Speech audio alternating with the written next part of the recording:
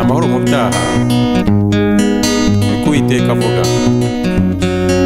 Uko waba uri kose, icyo wakora cyose, ukiri mu byaha nta mahoro uzaboneramo.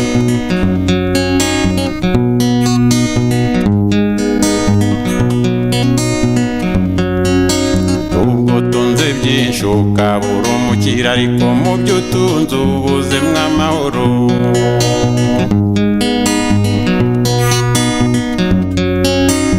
Ufite amasambu, ufite amamodoka, amazu ni menshi, ariko ubuze amahoro.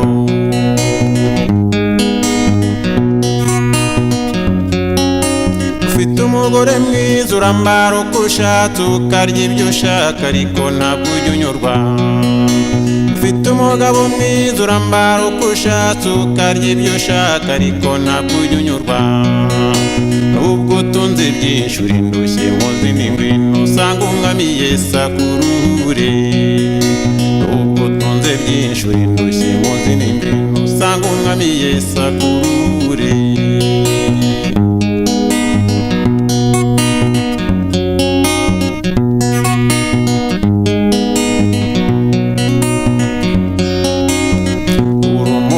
Ukomeye mu rugo urambara ukaberwa, ukita kuko ushaka.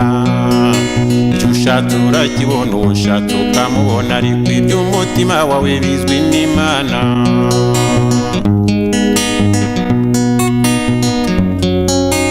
Ubwo utunze byinshi ntacyo bikumariye, kuko niyo ubirya ubitamwo amarira.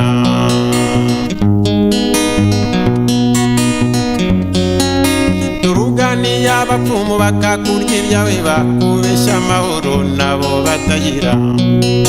Turuganiye abapfumu bakakurya ibyawe, bakubeshya amahoro nabo batagira. Kandi umwami w'amahoro ahora ateze amaboko, niwo washaka ngo akuruhure. Kandi umwami w'amahoro ahora ateze amaboko, niwo washaka ngo aguhe amahoro.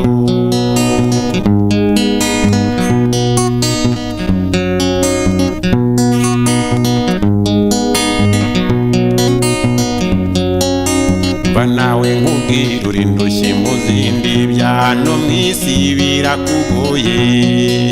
Dore wakoze byinshi ngo waba mwiza, utazi ko Imana yakuremye neza.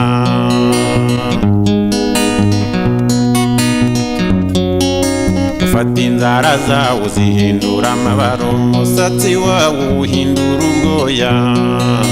Ibitsike by'amaso ubiharuza urwembe, iminwa yawe myiza uyihindura danje.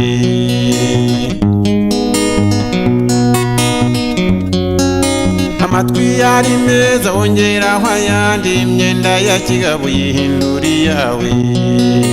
Amatwi yari meza wongeraho ayandi, imyenda ya kigabo uyihindura iyawe. Babazwa nuko aho ugeze ibyo byose, n'agahinda ariho kakugeze.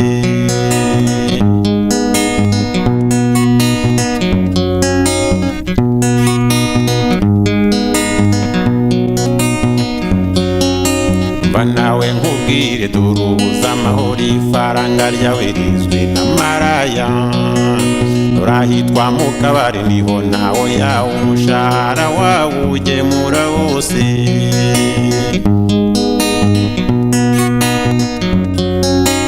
Wagira ngo uratashye ukahuranya ibyo usanze, ugakubita abo usanze ngo ugure umugabo.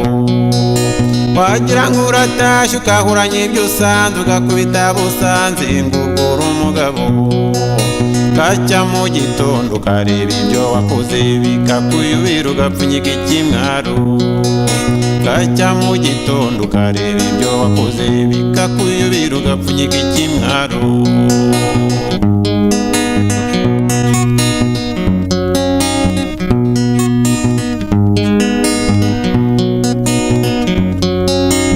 Nkugira inama mugenzi wanyu, mvuga mubwira ugira umwami Yesu ibyawe byose umwami w'amahoro yitwa Rukundo yuzuye imbabazi arakubabarira